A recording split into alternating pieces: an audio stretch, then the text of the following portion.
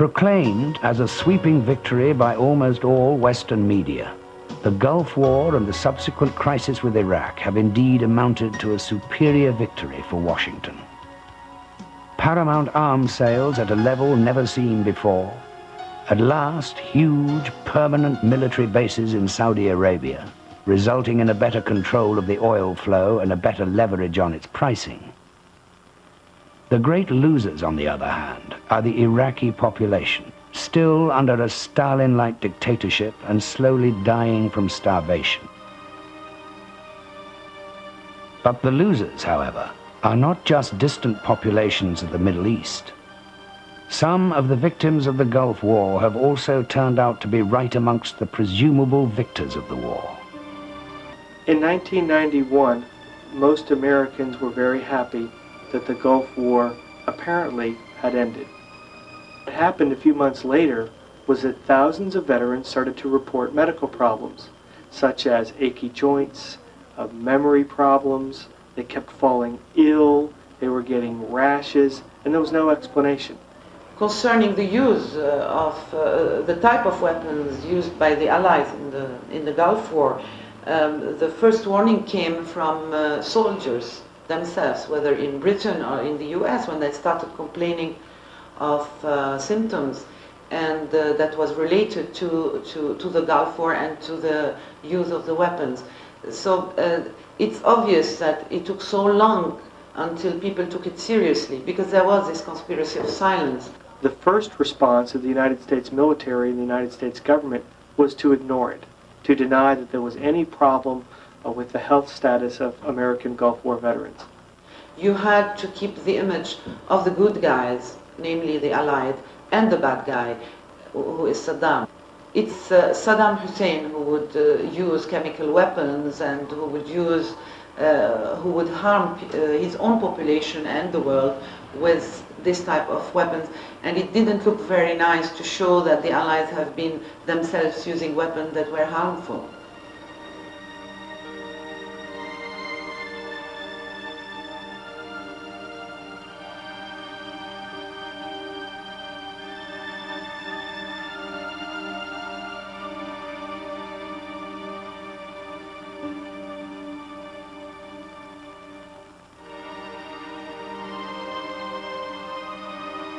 In the 1970s through the 1980s, the Pentagon, in complete secrecy, started experimenting with a new type of high-perforation shell made of the heaviest, hardest, most plentiful metal around, readily available without mining costs or efforts. A metal that just happened to be sitting there in the hands of the US Department of Energy. Uranium waste. The U.S. Department of Energy and other nations that are involved in the enrichment have tremendous amounts of this waste left over, and they needed to find a use for it.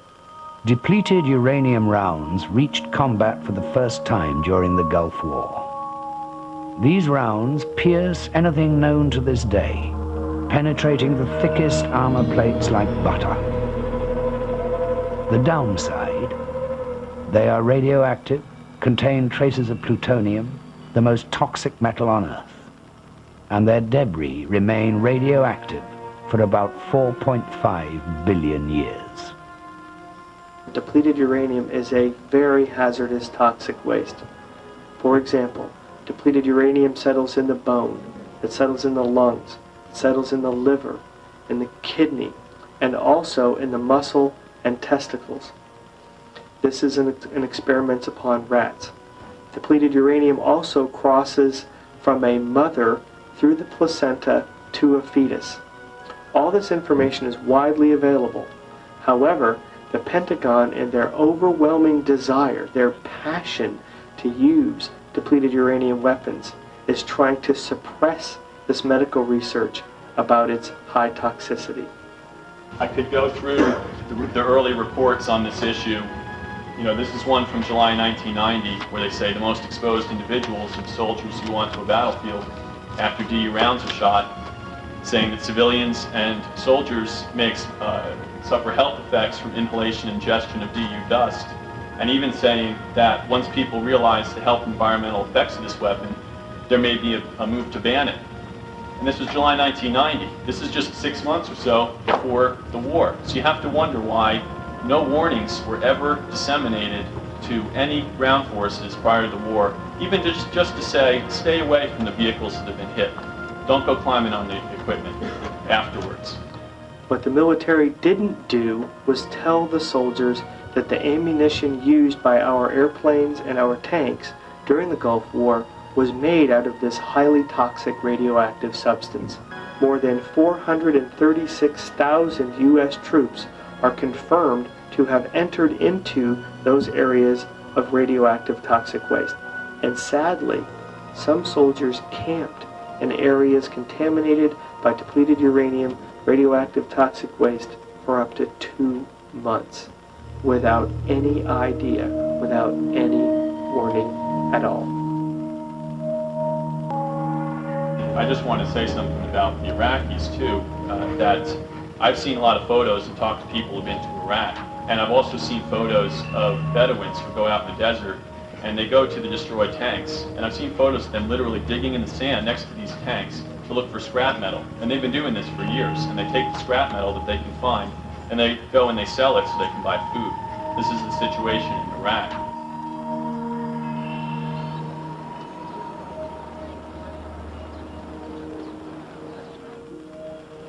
If we compare the mortalities, that is, the patients died because of cancer, in 1988 we have only 34 patients died because of cancer.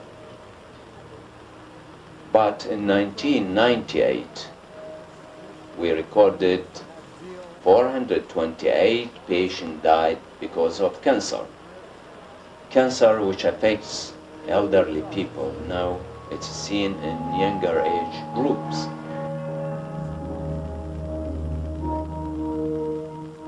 Cancer and death strike the children even before they are born. At the Children's Hospital, malformed babies happen at the frightening rate of 1 or 2 a day.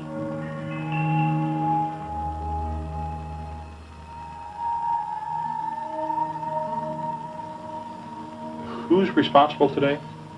At the highest levels where the United States made the decision to produce and use uranium-238, otherwise known as depleted uranium munitions in combat. The Department of Energy is in charge of maintaining the stockpile of depleted uranium in this country, which we have about 1.5 billion pounds. Basically what they want to do is recycle it so that they don't have to hold it anymore. It's just going to go to defense industry to be used in the ammunition. The Pentagon has good reasons to deny the toxicity of uranium waste and the contamination of both the local populations and the Allied forces. They cannot admit that today many of us are sick, that Iraqis are sick. This is all about 2 things: liability and dollars to clean up the mess that was created around the world. Medical tests and treatments have been delayed or denied to most Gulf War veterans in an effort to evade both moral responsibility and health care costs. The Army spent 3 years trying to discharge me with no pension. They just kicked me out and didn't want to take responsibility for my medical conditions.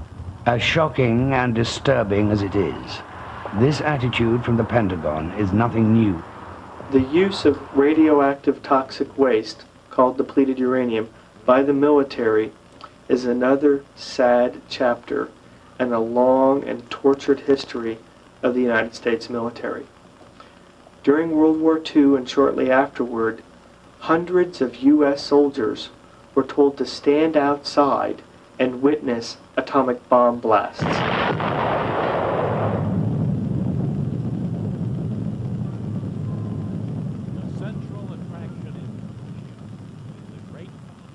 It wasn't until the 1990s that many of these veterans stepped forward and demanded health care and benefits as a result of being human guinea pigs. During the 1960s and 70s, the United States military used a defoliant called Agent Orange that contains the deadly cancer-causing agent dioxin. This Agent Orange was sprayed on trees and shrubs in Vietnam in order to destroy all the foliage. The debate went on for Agent Orange for years, that the Pentagon was saying no one was exposed to enough to cause any health problems. And we're in the same boat now with depleted uranium. The amount of lies told by the U.S. government on this issue are so spectacular as to be mind-boggling.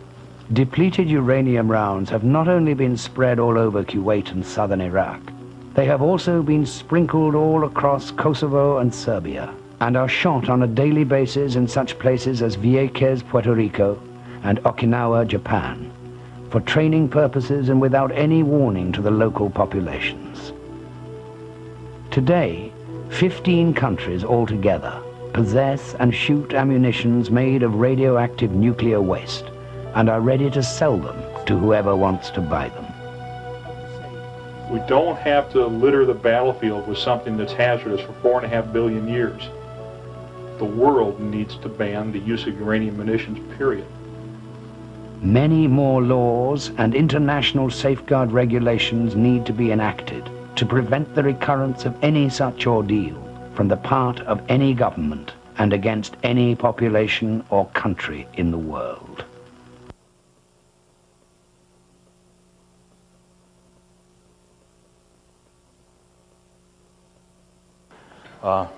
It's funny how around the world when I travel and I speak, I always keep coming back. I spent most of my life down here on 18th Street, right around the corner. My aunt and uncle lived just about 4 blocks down on 18th, so my summers were spent messing around right over here. And home's up in Thief River Falls, up in northern Minnesota. So anyhow, it's kind of interesting to come back around. What I want to talk about today is the health and environmental effects of war. We're about ready to go to war again. And for the last 35 odd years, I've been involved with the military. I had to make a decision a few years ago on what I was going to do and how I was going to act. You know, when you look at the health and environmental effects of war, one thing you have to understand, ladies and gentlemen, I know we got other warriors in here from different wars. In war, there's only 2 things that happen. You either kill or you die. It's that simple. You kill or you die. When we go to war, our purpose is strictly 100% to kill. And if you don't, you die. It's not a Nintendo game. You don't have the opportunity to recycle a button and come back alive. You don't have an opportunity to recycle a button on the computer and make all the damage go away. You kill or you die, and you destroy everything that's in your path. Gulf War I. The consequences of Gulf War I were not an aseptic war. It didn't happen overnight. It wasn't over overnight. And the death and the destruction from Gulf War I continue to this day. 30-odd years ago, I went to Vietnam. I spent 2 years in Vietnam before I even shaved. And I dropped bombs for a living out of B-52s. When you go to war, your job is to kill. And if you don't, you die. And that doesn't mean immediate dying. That means a slow death of reality of what happens from the consequences of going to war.